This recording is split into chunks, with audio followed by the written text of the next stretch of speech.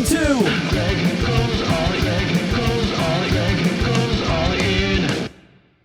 What's up, you donkeys? Welcome back to the inner thoughts of a recreational poker player. You could be watching someone else who's positive on the year, but you know you like it better here because 1, it's relatable, and 2, it makes you feel better about your donkey plays.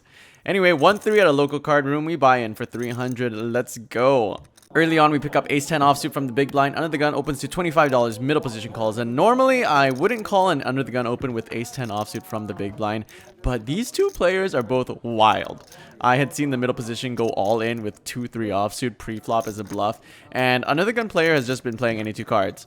But on the other hand, the undergun player's opening size is a little sus. His opening size is usually 15, but this time he makes it 25, but I'm a call. 3 ways to a flop of 10-8-4 rainbow. Pretty great flop for us. We have top pair, top kicker. I play and flow and check to undergun, and now he bets 100 into 75 and overbet. Middle position calls. Now I'm really suspicious that he has an overpair, jacks and up. But we call, and now turn pairs the 4. We check again, and under the gun now bets 265, and middle position calls, and this sucks for us. I now fold after thinking about it for a while. I don't think my top pair, top kicker is good when under the gun barrels 2 streets and middle position calls as well. So I think I'm beat, I fold, and the river is a 10. I cry internally so as to not influence the action. Under the gun ultimately shows aces for an overpair. Middle position shows a 4 for bottom full house. So we made a great fold on the turn. We were up against trips and an overpair. So why am I crying? Next hand, we have king 9 of diamonds on the button. We straddle to 10. The cutoff raises to 50. I call, and the blinds call. 4 ways to a flop, which comes queen 2-3, 1 diamond, 2 spades. We've got backdoors on backdoors, and it checks through. Turn is the 10 of diamonds, giving us a gutter and a flush draw. We've picked up a lot of equity here. It checks to the cutoff, who now delayed c-bets 100. And so I'm thinking about this. I feel like the blinds are weak, seeing as neither let out on the turn. And I'm thinking the cutoff really can't be that strong if he didn't c-bet flop. Seems like a great candidate for a semi-bluff. We shove all in for $271 effective. And cutoff tank folds. We take this down. Also, if you were wondering what I look like when I go all in, this is it. Next, we've got ace-10 suited on the big blind. There's a button straddle for 10. I raise it to 25, and only the button calls heads up out of position to a flop of king 7 deuce. 2 clubs, we've got the nut flush. I c-bet 15, and now the button raises to 45.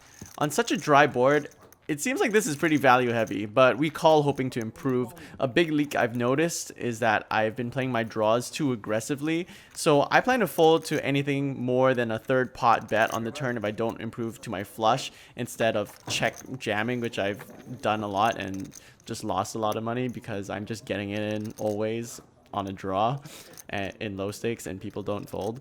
But anyway, the turn is an offsuit queen, so now I check and button bets 80 into around 140, and I immediately think in this position, damn, didn't improve my flush. He bet more than a third, so I fold. But now that I'm analyzing this hand, I did pick up additional equity with the gutter, so I realize now that I think I might have had the odds to call. So it just goes to show you that you constantly need to remain flexible in poker and can't be too set in any strategy. Oopsie on my part, definitely should have called. Couldn't even have blamed me if I had check jammed. Alrighty, king jack suited on the button.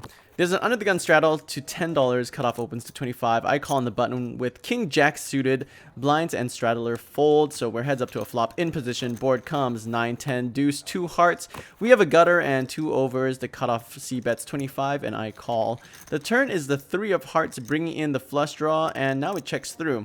River is the ace of hearts, and cutoff checks once again.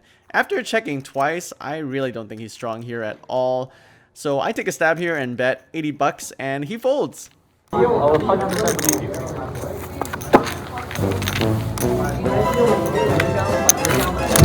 Okay, so far this session, we're about 3 hours in, and we haven't really made any actual hands. We've just been winning small pots with bluffs, and our stack has just been dwindling, and we've just been buying back in. So hopefully we can turn things around with this hand. Check it out. We're jacking off on the button. Middle position opens to 12. Late position calls. I call on the button, and the big blind calls. 4 ways to the flop. The flop is king jack 10, 2 hearts. We have top 2 pair. Finally, we have a monster. Pre-flop aggressor bets 22. Folds to me. We're not slow playing this multi-way. We re-raise to 110. Big blind folds, and middle position immediately re-raises all in. for 380 bucks. Fuck my life. In my mind, it feels like he's saying he's got pocket tens because I block kings and jacks. I have some history with this player, and he can be very aggressive. He could potentially be doing this with, you know, a worse 2-pair like 10 jack, king 10, something, you know, I don't know. He could be doing this with a huge combo draw. Fuck my life. I side call, and he shows queen 9 offsuit for the flop to straight. Honey, it wasn't even suited. We don't improve, and we pack up and leave for the day. But cooler or donkey play? Really interested to see what you guys have to say about this hand. Let me know what y'all think in the comments. I make the walk of shame back to the parking lot, get in my car, and here's the little outro vlog. All right, vlog number 2 is done. Was really hoping to give you a winning session. Really thought it was gonna happen with that top 2 pair. Oh man, but I'm not too upset. I thought I played well today. I thought I stayed patient. You know, I was disciplined. And just got coolered, so happy with the way I played. Lost bare beans today. But, you know, we got a meetup game coming up tomorrow, actually. So hopefully we can run it up then. And I can't wait to meet all of y'all. By the time y'all see this, the meetup game will probably have already happened. Anyway, 2 for 2 losing sessions. That, you know, like, that just means I'm one more losing session closer to a winning session. Staying positive! Or maybe I'm going through denial. Maybe this is the first stage of grief. I'm just going through denial. Anyway, stay loose, play 7 deuce. I'm gonna go home. Bye.